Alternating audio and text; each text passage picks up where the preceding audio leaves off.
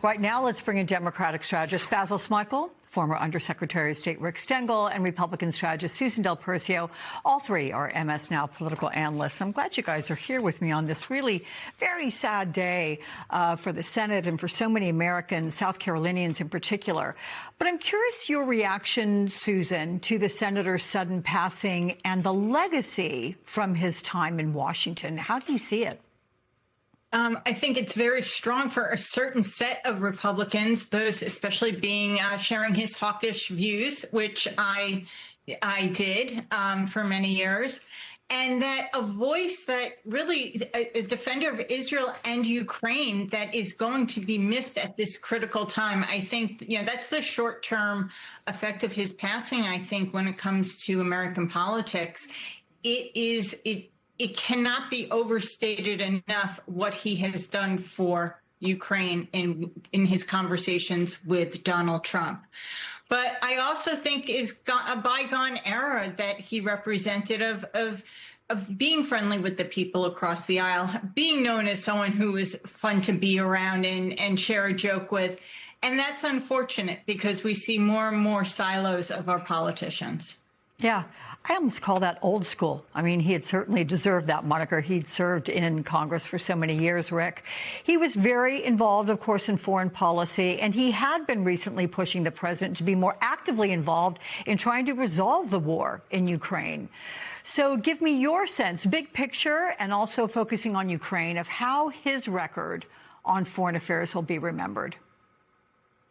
Yes, Alex, I knew him a bit in the days when he palled around with John McCain, when he was sort of a McCain protege, and the so-called three amigos with McCain and Graham and Senator Joe Lieberman. And yes, I condolences to him and his family. And I do mourn for those days when you could have conservatives in each party uniting on similarities. You could have liberals in each party uniting on similarities. Graham was one of those people who was a bit of a maverick, like John McCain, until he was co-opted by Donald Trump. I mean, he ran against Donald Trump, remember, in 2016. And he is one of those people that liberals and progressives feel like, well, he knew what was happening and he knew better and he didn't really stand up to Trump. He was, as Susan mentioned, and as you mentioned, he was a staunch ally of Ukraine because he was staunchly anti-Putin and anti-Russia, which was, of course, the universal position of the Republican Party at one time, and he kept that on. And I think he was a real ally of Ukraine.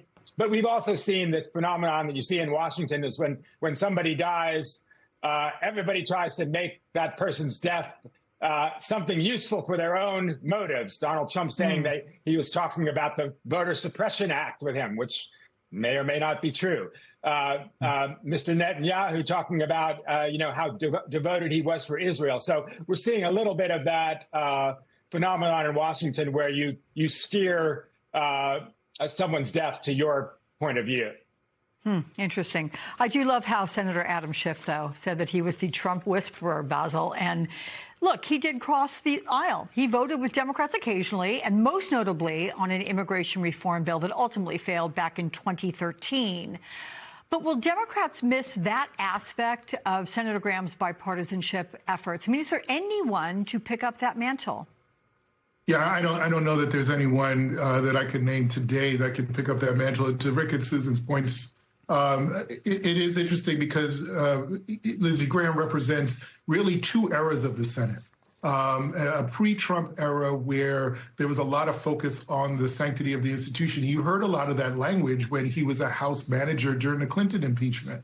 But as you move forward in the Trump era, the power, instead of derived from the institution itself, senators derive their power directly from Donald Trump. So it becomes much more difficult to claim that kind of autonomy that will allow you to work across the aisle. We saw with John Cornyn, his attempts to do that, and look how that turned out. But yeah, and to Rick's point about the three amigos and also the Gang of Eight on an issue like immigration, he talked about being tough with immigration laws and an enforcement of those laws. but also finding a path to citizenship. That's language we do not hear at all anymore. So the fear is that, and the concern is that, even though he may have become this sort of Trump whisperer who engaged in this kind of proximity politics, where he would vocally and very vehemently defend the president, but try to work behind the scenes to interpret the president's language and behavior to his colleagues and even to a foreign policy audience, the sort of public performance of that, the public performance of trying to get this independence to be able to forge a clear path with this, using the strength and relying on the strength of the office and the institution, those days seem to be in our rear view. How does, Susan, this change the landscape of the Senate? Is the Republican agenda a bit more at risk of maybe stalling now? And what does it mean that one of Donald Trump's staunchest Senate allies is gone? A few things, Alex. One is, I think Donald Trump loses his ally whom was most likely to be able to talk to other folks within the conference, whether it be Republicans or Democrats, to see if there was any path towards a resolution or a compromise. So that tool is no longer available to Donald Trump. It also makes the vote count even closer, at least temporarily. So do I think that Donald Trump's agenda is in jeopardy? Yes, but to be fair, I thought it was before the passing of Senator Graham. We'll see this most likely in the biggest test in Todd Blanche's nomination, depending on how fast that goes through for a vote. Will Lindsey Graham be replaced by then by the governor of South Carolina? Appointed, That's something I would be keeping an eye out on. Yeah, very much so.